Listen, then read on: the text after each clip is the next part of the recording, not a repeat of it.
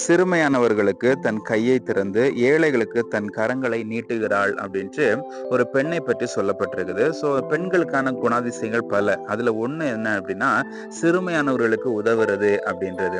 So நீங்க வந்து சில வீடுகள் எல்லாம் பார்த்தீங்க அப்படின்னா ஒரு வீட்டுக்காரர் வந்து ஏதாவது கொடுக்கணும்னா கூட ஒய்ஃப் கிட்ட கேட்டுட்டு கொடுப்பாங்க, கொடுக்கலாமா அப்படின்ட்டு.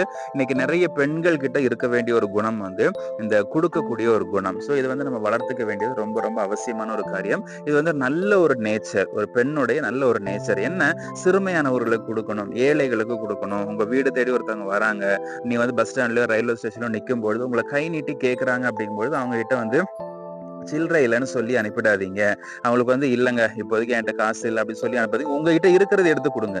அது உங்களுக்கு தேவைதாங்க. ஒரு ரூ. 10 தான் இருக்குது. அது எனக்கு ரொம்ப முக்கியமான தேவையா இருந்தா கூட நீங்க குடுத்து பாருங்களேன். அதன் மூலமா வரக்கூடிய ஆசீர்வாதம் ரொம்ப டிஃபரெண்டா இருக்கும். ஸோ எனக்கு வந்து ஒரு பெண்ணை பற்றி இந்த நீதிமொழிகள் 31வது அதிகாரம் ஃபுல்லாவே நீங்க பார்த்தீங்கன்னா, ஒரு பெண்ணை பற்றி, பெண் வந்து எப்படியெல்லாம் இருக்கணும், எப்படியெல்லாம் இருக்கலாம், இதெல்லாம் வந்து பெண்ணுடைய ஒரு குணாதிசயம் அப்படின்னு சொல்லப்படுற இடத்துல இதை பற்றியும் சொல்லப்படுறது. சிறுமையானவர்களுக்கு தன் கையை திறந்து ஏழைகளுக்கு தன் கரங்களை நீட்டுகிறாள் அப்படின்ட்டு. அப்போ நீங்க பெண்ணா இருக்கும் பட்சத்துல அப்ப ஆண்களுக்கு இது கிடையாதா அப்படின்றதெல்லாம் விட்டுருங்க. பெண்ணுக்கு ஸ்பெஷலா வந்து ஆண்டவர் சொல்லி இருக்கிறாரு அப்படிங்கும்போது அப்ப நீங்க பெண்ணா இருக்கும் பட்சத்துல இதை கொஞ்சம் நீங்க முக்கியப்படுத்துங்க.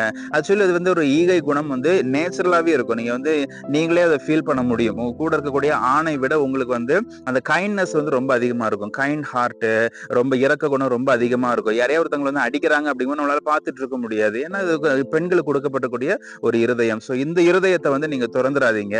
உங்களுக்கு பண தேவை அதிகமா இருக்குது, உங்களுடைய எய்ம் வந்து நிறைய இருக்குது, நான் சொத்து சேர்க்கணும் அப்படி இப்படி நிறைய காரியங்கள்னால நீங்க வந்து இதை மிஸ் பண்ணிடாதீங்க. ஸோ மற்றவங்களுக்கு கொடுக்கறதுக்கு, ஏழைகளுக்கு இறங்குறதுக்கு நீங்க வந்து பிரயாசப்படுங்க. கர்த்தர் உங்களை அதிகமாய் ஆசீர்வதிப்பாராக.